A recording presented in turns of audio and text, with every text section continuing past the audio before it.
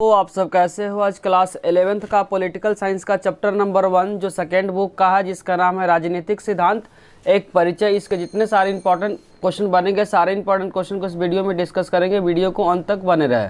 पहला जो important question बच्चों गिवन है, राजनीति क्या है, इसका आंसर ध्यान से समझना है। राजनीतिक को परिभाषित करने के लिए विद्वानों के अलग अलग मत का मतलब होता है विचार होता है। क्या होता है मत का मतलब? क्या होता है विचार है। मतलब बोलना चाह रहा है कि जो राजनीति को जो परिभाषित करने के लिए जो विद्वान है अलग अलग अपना मत दिया, अलग अलग अपना क्या किया है, विचार दिया है। इसमें से कुछ को क्या करेंगे, पढ़ेंगे। जैसे पहला जो दिया हुआ अरस्तु के द्वारा कि राजनीति क्या है, तो अरस्तु क्या बोलते हैं, राजनीतिक शासन करने की ये कला है। जो राजनीतिक शासन करने की कला को ही क्या बोलते हैं, राजनीतिक बोलते हैं। कौन बोला बताओ इस बात को, तो ये बोला अरस्तु के द्वारा। अरस्तु बोलता है कि राजनीतिक क्या है, तो उन्होंने क्या डेफिनेशन दी है, राजनीतिक क्या है, वे बोलते हैं कि राजनीतिक शासन है। अरस्तु के द्वारा जो राजनीति है वो राजनीतिक क्या है, उनके द्वारा राजनीतिक शासन करने की एक क्या है, कला है। किनके द्वारा बच्चों, अरस्तु के द्वारा। और आगे पढ़ते हैं। ध्यान रखना कि राजनीति का कोई स्पेशलिस्ट डेफिनेशन नहीं है। अलग अलग जो लोग क्या करते हैं, अलग अलग इसका मत देते हैं। पहला जो मत दिए है, जो विचार दिए है, उनका नाम है अरस्तु। अरस्तु क्या बोलते हैं कि जो राजनीतिक जो शासन करने की एक कला है। और दूसरा जो बोलने वाले हैं बच्चों, राजनीतिक सरकार के क्रियाकलापों को ठीक से चलाने की क्या करती है, सीख देती है। क्या, तो राजनीतिक सरकार के क्रियाकलापों, ध्यान रखो, जो क्रियाकलापों को ठीक ढंग से चलाने की क्या करती है, सीख देती है। और आगे लिखा हुआ है कि राजनीति किसी भी समाज का, ये जो स्टेटमेंट दिया जो महात्मा गांधी दिए हुए हैं, इसको इंपॉर्टेंट मार्क करें। क्या बोले हैं महात्मा गांधी, पहले जो बोले थे अरस्तु, बाकी लोग बोले थे, इसे मेंशन नहीं है किसने बोला था। लेकिन जो तीसरा है यहाँ पे बोलो, यह बात राजनीति के बारे में बताया गया, किसने बताया, तो ध्यान रखना महात्मा गांधी ने बताया। महात्मा गांधी राजनीति के बारे में क्या विचार बोलते हैं, ध्यान से सुनना और समझना है। राजनीति किसी भी समाज का एक क्या है, महत्वपूर्ण भाग है। राजनीति क्या है, किसी भी समाज का एक क्या है, महत्वपूर्ण भाग है। महात्मा गांधी ने कहा कि राजनीतिक सांप की कुंडली की तरह, महात्मा गांधी जी बोलते हैं कि जो राजनीति है सांप की कुंडली की तरह, अंडरलाइन कर रहे हो, सांप की कुंडली की तरह जकड़े हुए हैं। सांप की कुंडली की तरह जो राजनीति क्या है, जकड़ा हुआ है। और आगे बोलते हैं कि हमारे पास इसे जूझने के अलावा दूसरा कोई भी रास्ता नहीं, हमारे पास इसे जूझने के अलावा कोई भी रास्ता नहीं है। यह स्टेटमेंट किसने बोले थे, तो ध्यान रखना महात्मा गांधी ने बोले थे। राजनीति किसी भी, महात्मा जी ने कहा था कि राजनीतिक सांप की कुंडली की तरह क्या है और हमारे पास इसे जूझने के अलावा कोई भी अलग रास्ता नहीं है। अगर पेपर में पूछेगा कि स्टेटमेंट किसने दिया, तो ध्यान रखना बच्चों महात्मा गांधी ने दिए थे। किसके बारे में, तो राजनीतिक के बारे में।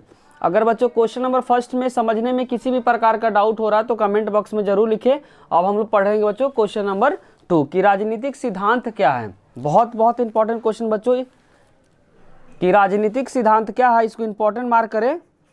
पेपर के पॉइंट ऑफ व्यू से क्वेश्चन बहुत इंपॉर्टेंट है। राजनीतिक सिद्धांत क्या है, इसका आंसर ध्यान समझना है। विभिन्न देशों के सामने, ध्यान रखना बच्चों, विभिन्न देशों के सामने राजनीतिक समस्या आ जाती है। विभिन्न देशों के सामने क्या आ जाती है बच्चों, राजनीतिक समस्या आ जाती है।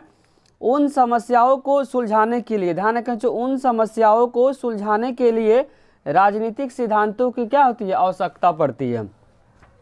बोलना चाह रहा है विभिन्न देशों के सामने राजनीतिक समस्या आ जाती है, उन समस्या को सुलझाने के लिए राजनीतिक सिद्धांत की क्या होती है, आवश्यकता पड़ती है।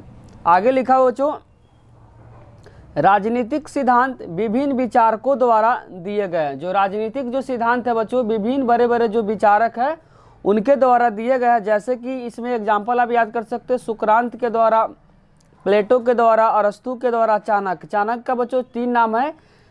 एक तो कौटिल्य नाम है, जो क्या किसके दरबार में मंत्री थे, तो ध्यान रखें बच्चों चंद्रगुप्त मौर्य के क्या है, दरबार में प्रधानमंत्री थे। और चंद्रगुप्त मौर्य के साथ साथ क्या थे, उनके गुरु भी थे।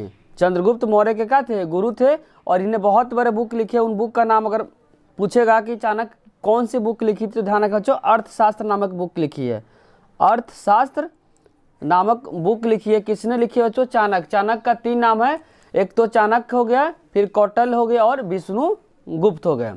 और महात्मा गांधी आदि। राजनीतिक सिद्धांत क्या बच्चों, फिर से रिपीट करते, बहुत इंपॉर्टेंट क्वेश्चन है पेपर के पॉइंट ऑफ व्यू से। विभिन्न देशों के सामने राजनीतिक समस्या आ जाती है, उन समस्याओं को सुलझाने के लिए राजनीतिक सिद्धांत की क्या होती है, आवश्यकता होता है। किसी भी देश में बच्चों राजनीतिक समस्या अगर आ जाती है, उस समस्या को निपटने के लिए राजनीतिक सिद्धांतों की क्या होती है, आवश्यकता पड़ती है। राजनीतिक सिद्धांत बड़े बड़े जो विचारक हैं उनके द्वारा दिए गए हैं, जैसे कि सुक्रांत हो गए, प्लेटो हो गए, अरस्तु हो गए, चाणक्य और महात्मा गांधी आदि द्वारा राजनीतिक सिद्धांत के क्या है, विचारक थे। अब हम लोग स्टार्ट करेंगे जो क्वेश्चन नंबर 3, हमें राजनीतिक सिद्धांत क्यों पढ़ना चाहिए। ये भी क्वेश्चन पेपर के पॉइंट ऑफ व्यू से बहुत इंपॉर्टेंट है बच्चों, कि हमें जो राजनीतिक सिद्धांत क्यों पढ़ना चाहिए। भविष्य में आने वाली समस्याओं, ध्यान रखें भविष्य में, फ्यूचर में आने वाले समस्याओं के समय एक उचित निर्णय लेने के लिए हमें राजनीतिक सिद्धांत क्या होता है, पढ़ना पड़ता है। पहला जो पॉइंट है बच्चों, राजनीतिक सिद्धांत हम क्यों पढ़ते हैं, तो भविष्य में आने वाले जो समस्या है उस समस्या को सुलझाने के लिए, एक उचित निर्णय लेने के लिए क्या होता है, हमें राजनीतिक सिद्धांत पढ़ने की आवश्यकता होती है। दूसरा है मत देने के लिए, मतलब मतदान देने के लिए बच्चों राजनीतिक सिद्धांत को क्या करना चाहिए, पढ़ना चाहिए। दूसरा पॉइंट, तीसरा पॉइंट को ध्यान रखना, एक जागरूक नागरिक बनने के लिए हमें राजनीतिक सिद्धांत को पढ़ना पड़ता है। एक जागरूक नागरिक बनने के लिए क्या होता है बच्चों, राजनीतिक सिद्धांत पढ़ने की क्या होती है, आवश्यकता होती है। चौथा पॉइंट को ध्यान समझना, निर्णय लेने के कला, जो भी डिसीजन है, डिसीजन लेने के लिए और सीखने के लिए हमें राजनीतिक सिद्धांत को क्या होना चाहिए, पढ़ना चाहिए। कोई भी अगर डिसीजन अच्छे तरीके से लेना है तो उसके लिए हमें राजनीतिक सिद्धांत को क्या चाहिए, पढ़ना चाहिए। शासन व्यवस्था को जानकारी के लिए, जो भी शासन व्यवस्था उसके जानकारी के लिए हमें राजनीतिक सिद्धांत को क्या होना चाहिए, पढ़ना चाहिए। 6 पॉइंट है बच्चों, अधिकार एवं कर्तव्यों को समझने के लिए, अधिकार एवं कर्तव्यों को समझने के लिए हमें राजनीतिक सिद्धांत को क्या करना चाहिए, पढ़ना चाहिए। 7th पॉइंट है बच्चों, भविष्य में जो भी योजनाएं बनती है, बनाने के लिए अंतर्राष्ट्रीय शांति और सहयोग बढ़ावा देने के लिए भी हमें राजनीतिक सिद्धांत को क्या करना चाहिए, पढ़ना चाहिए। भविष्य में जो भी योजना बनाना है, जो भी प्लानिंग बनाना है उसके लिए, और साथ साथ अंतर्राष्ट्रीय शांति और सहयोग को बढ़ावा देने के लिए हमें राजनीतिक सिद्धांत को पढ़ना चाहिए। और 8 पॉइंट में बच्चों गिवन है, लोकतंत्र की उपयुक्तता को ज्ञान प्राप्त करने हेतु, लोकतंत्र में जो भी बातें दी गई है उसको किस तरीके से उपयोग करना है, किस तरीके से उसको क्या करना है, यूटिलाइज करना, उसको ज्ञान प्राप्ति के लिए भी हमें क्या होना चाहिए, राजनीतिक सिद्धांत को पढ़ना चाहिए। बच्चों हम 8 पॉइंट को लिखे हुए, कम से कम आपको 5 पॉइंट को अच्छे से लिख कर अच्छे से याद करना, क्योंकि ये क्वेश्चन पेपर के पॉइंट ऑफ व्यू से बहुत बहुत इंपॉर्टेंट है। जो भी पॉइंट आपको क्या लगे, आसान लगे, उसको क्या करना, कॉपी में लिखना है और साथ साथ उसको क्या करना है, याद करना है। अब हम लोग स्टार्ट करेंगे बच्चों क्वेश्चन नंबर 4। क्वेश्चन नंबर 4 में बच्चों गिवन है, राजनीतिक सिद्धांत में हम क्या पढ़ते हैं। ध्यान का जो क्वेश्चन है कि राजनीतिक सिद्धांत में हम क्या क्या पढ़ते हैं, तो ध्यान रखना राजनीतिक सिद्धांत में हम क्या पढ़ते हैं बच्चों, में हम राजनीतिक दार्शनिक के विचारों को पढ़ते हैं। जितने सारे जो राजनीतिक जो दार्शनिक है उनके विचारों को क्या करते हैं, इसमें पढ़ते हैं। बहुत बड़े बड़े विचारक थोड़ा देर पहले पढ़े थे बच्चों, जैसे कि अरस्तु हो गया, प्लेटो हो गया, चाणक्य हो गया, महात्मा गांधी, इन सभी विचारकों को क्या करते हैं, हम राजनीतिक सिद्धांत में क्या करते हैं, पढ़ते हैं। वहीं बात लिखा है, इसमें हम राजनीतिक दार्शनिक विचारों को क्या करते हैं, पढ़ते हैं। जैसे कि चाणक्य हो गए, कार्ल मार्क्स हो गए, रूसो हो गए, महात्मा गांधी, अरस्तु आदि के विचारकों को क्या करते हैं, हम राजनीतिक सिद्धांत में क्या करते हैं, पढ़ते हैं। और सेकंड पॉइंट है बच्चों, इसमें अधिकारों एवं कर्तव्यों को अध्ययन किया जाता है। जो भी मुझे अधिकार है, जो कर्तव्य, उसका क्या करते हैं, इसमें राजनीतिक सिद्धांत में हम लोग पढ़ते हैं। इसके द्वारा राजनीतिक दलों को भी अध्ययन करते हैं कि राजनीतिक जो दल है, जो सत्ता है, जो ग्रुप है, उसका भी क्या करते हैं, अध्ययन करते हैं। राज्य और वहाँ के सरकारों के बारे में भी पढ़ते हैं। राज्य और वहाँ का जो भी सरकार है उसके बारे में क्या करते हैं, पढ़ते हैं। कहाँ पढ़ते हैं बच्चों, तो राजनीतिक सिद्धांत के जो बुक है उसमें बड़े बड़े जो विचारक है, उन विचारक के माध्यम से इन सभी चीज़ों का ज्ञान मिलता है। अब हम लोग स्टार्ट करेंगे बच्चों क्वेश्चन नंबर 5।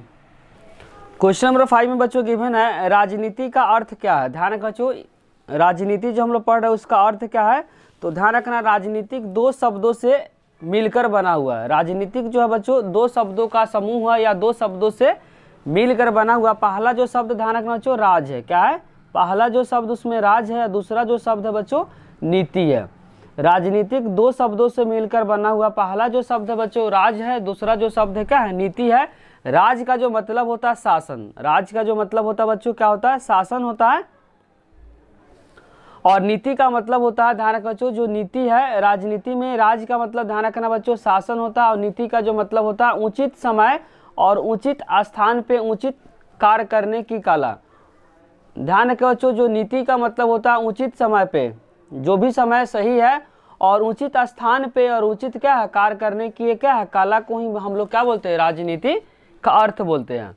आगे लिखा हुआ अर्थात नीति विशेष के द्वारा शासन करना, विशेष मतलब पार्टिकुलर इंसान के द्वारा क्या करना, शासन करना, और विशेष उद्देश्य को प्राप्त करना ही क्या कहलाता है, राजनीतिक कहलाता है। अगर बच्चों आपको समझने में किसी भी प्रकार का डाउट हुआ होगा तो कमेंट बॉक्स में जरूर लिखिए। अगर वीडियो अच्छी लगी तो लाइक कमेंट और सब्सक्राइब करना चैनल को ना भूले। बाकी जो क्वेश्चन बच्चों पार्ट नंबर 2 में जल्द ही अपलोड करेंगे। अगर वीडियो अच्छी लगी तो लाइक कमेंट और सब्सक्राइब करना चैनल को ना भूले, साथ साथ दोस्तों के साथ शेयर करना भी ना भूले। Thank you.